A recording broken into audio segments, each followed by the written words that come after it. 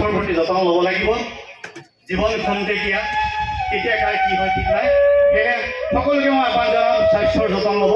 সেইসকল মই গাইছোঁ নহয় দেহা কোনে গঢ়া নহয় দেহা কোনে গঢ়া Hãy subscribe cho kênh Ghiền Mì Gõ để